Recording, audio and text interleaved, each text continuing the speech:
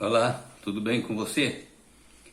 Existem muitas coisas que, na nossa percepção tão pequena, tão finita, não nos permite compreender no momento. Eu me lembro de uma história de um servo de Deus chamado David Wilkerson.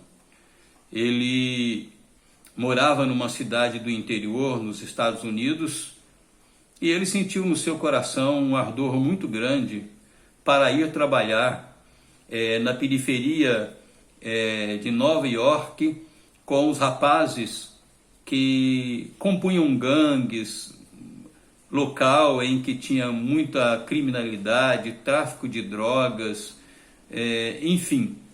Deus cada dia mais foi colocando no coração dele o desejo de trabalhar com esse tipo de pessoa. Aí ele deixou a sua casa, deixou a sua família e foi para Nova York para que naquelas periferias ele pudesse trabalhar com esse tipo de pessoa, levando Jesus Cristo e levando-as a serem libertas daquele mundo tão hostil, tão criminoso. E certa feita ele estava no meio destes jovens procurando levar o amor de Cristo, quando teve um homicídio. E no outro dia, os jornais estampavam a foto do pastor, dizendo que ele estava junto e fazendo críticas severas a este homem de Deus que foi ali para trabalhar com aqueles jovens. E todos os jornais o criticavam de maneira muito veemente. E ele ficou tão frustrado e tão decepcionado porque eles assim o fizeram, que ele então voltou para casa. E no meio do caminho ele questionava Deus: Senhor, mas tu colocaste isso de forma tão ardorosa no meu coração, eu fui naquele meio para levar a tua mensagem que liberta aqueles jovens, por que tu permitiste que isto acontecesse? E aí ele disse para si mesmo: eu nunca mais vou encarar esse tipo de ministério. Mas com o passar do tempo, aquilo começou novamente a arder no seu coração, e chegando ao ponto dele não suportar mais e dizer: eu vou voltar para lá. E ele voltou para a periferia de Nova York para trabalhar com aqueles jovens, e ali então ele começou a fazer o seu trabalho. E aí o que aconteceu? Aqueles jovens o reconheceram das fotografias dos jornais.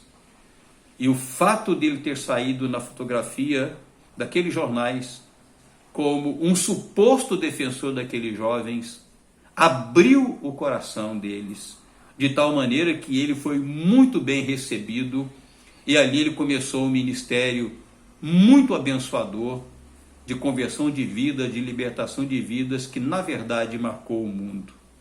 Então pense com você mesmo. Deus estava abrindo portas e no momento ele não entendeu que essa era a maneira que Deus estava agindo para que ele pudesse ser apresentado àqueles jovens do mundo do crime. Aquilo que aparentemente era a sua destruição foi exatamente a sua recepção.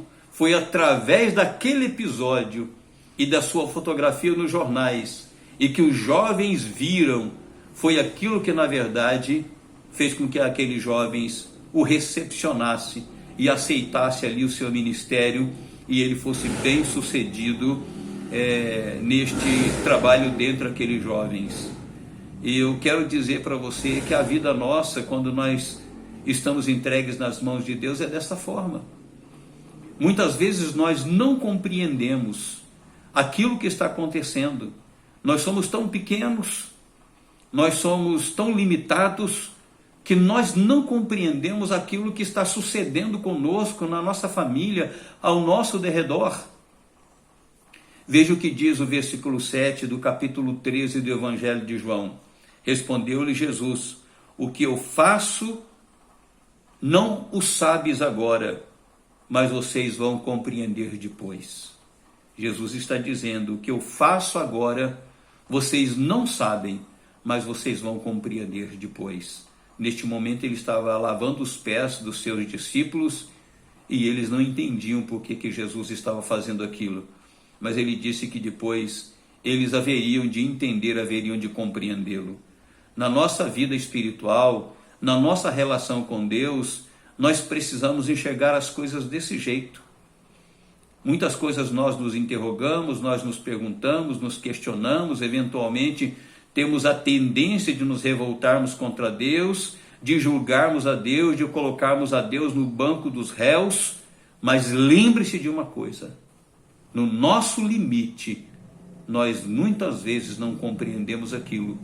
Vamos compreender meses depois e às vezes até anos depois.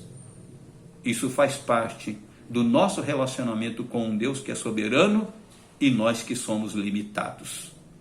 É nisso que eu creio. Que Deus lhe abençoe.